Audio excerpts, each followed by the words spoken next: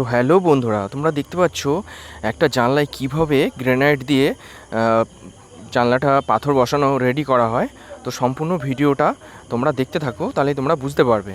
তো এই জানলায় পাথর বসানোর কারণটা হচ্ছে স্লাইডিং, যাতে জানলা লাগানো যায়, কাঁচের জানলা যাতে লাগানো যায়, তার জন্যই এই পাথরগুলো বসানো হচ্ছে। ঠিক আছে, গ্রানাইটের পাথরগুলো বসানো হচ্ছে। তো তোমরা জাস্ট একটু ফলো করো, ফলো করলেই বুঝতে পারবে। অ্যাকচুয়ালি স্লাইডিংটা বসবে বাইরে, যাতে বৃষ্টির ঝাপটার জলটা এপাশে না আসে।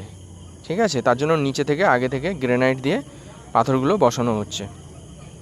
ঠিক আছে বন্ধুরা, তো পাথরটা বসে গেছে।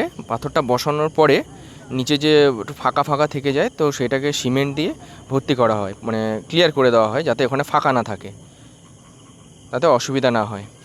তো এইটা রেডি করার পরে আরও একটা কাজ আছে।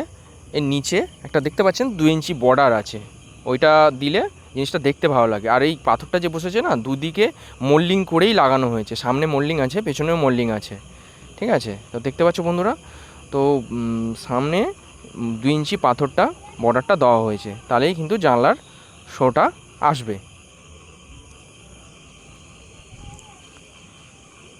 অ্যাকচুয়ালি সামনে যে বর্ডারটা বসানো হচ্ছে, সেটা সামনে 1/2 ইঞ্চি করে ছিঁড়ে লাগানো হচ্ছে, যাতে দেখতে ভালো লাগে।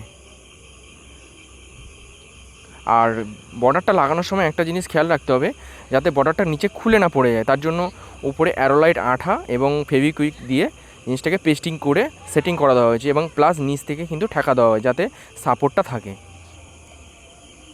ঠিক আছে, আর গ্রেনাইটে একটা জিনিসের সুবিধা কি, ওটা যদি ময়লাও পড়ে হট করে মুছে দিলেও চলে যাবে। বুঝতে পেরেছেন বন্ধুরা?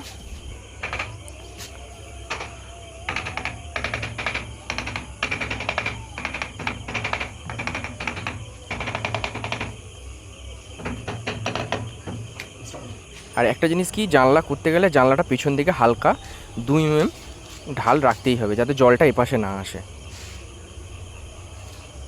কেমন লাগলো ভিডিওটা অবশ্যই কমেন্টে জানাবেন। ধন্যবাদ।